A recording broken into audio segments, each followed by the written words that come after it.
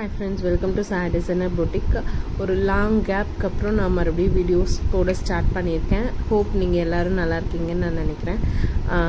அதே மாதிரி இப்போது இந்த ட்ரெண்டிங்காக இருக்க இந்த கோலம் டிசைனை வந்து எப்படி ட்ரேஸ் பண்ணுறது அப்படிங்கிறது தான் வீடியோ பார்க்க போகிறோம். வாங்க.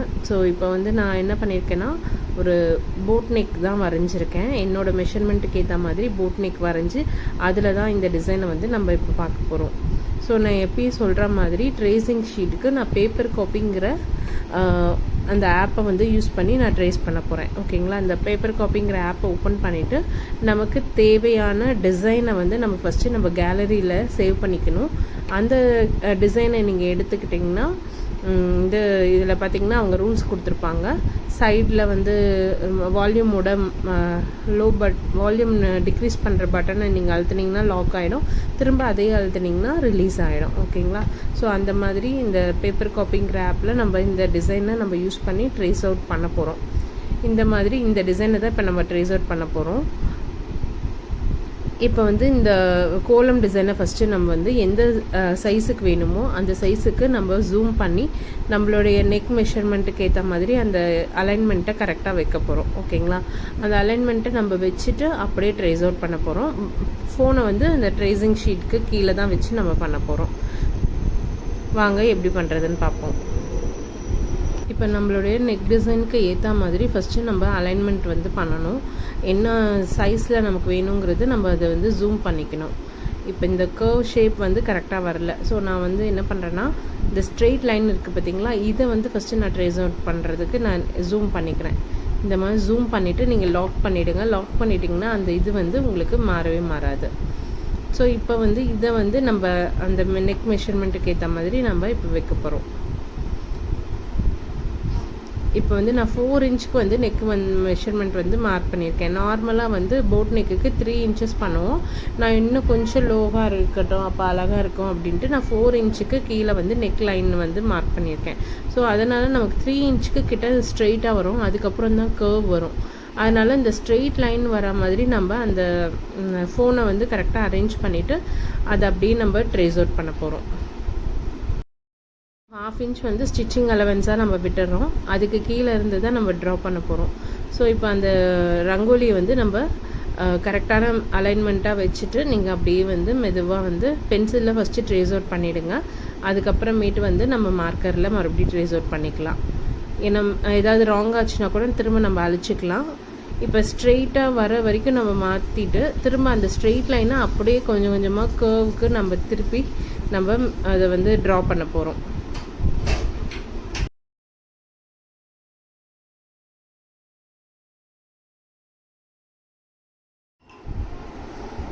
இப்போ அந்த கர்வுக்கு ஏற்ற மாதிரி நீங்கள் இந்த ஸ்ட்ரெயிட் லைனை கொஞ்சம் கொஞ்சமாக வந்து நகர்த்திக்கிட்டே வந்து இந்த கர்வுக்கு ஏற்ற மாதிரி நீங்கள் அந்த ரங்கோலியை ட்ரா பண்ணணும். ஓகேங்களா? இந்த ஒரு பார்ட் மட்டும்தான் நமக்கு கொஞ்சம் டஃப்பாக இருக்கும். மற்றபடி வந்து இது ஒரு ஹாஃப் நீங்கள் வந்து கம்ப்ளீட் பண்ணிட்டீங்கன்னா நெக்ஸ்ட்டு ஹாஃப் வந்து நம்ம திரும்ப அப்படியே திருப்பி நம்ம வரைஞ்சிக்கலாம்.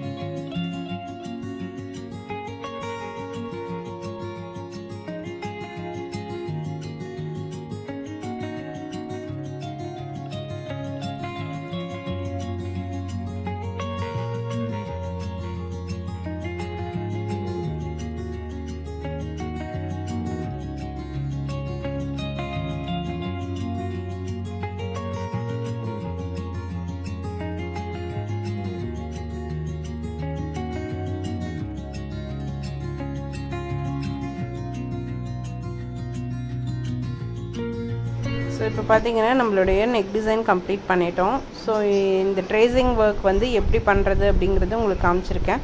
இந்த வீடியோ உங்களுக்கு யூஸ்ஃபுல்லாக இருக்கும்னு நினைக்கிறேன். இந்த மாதிரி வீடியோ பார்க்க என்னோடய சேனலை சப்ஸ்கிரைப் பண்ணுங்கள். தேங்க்யூ.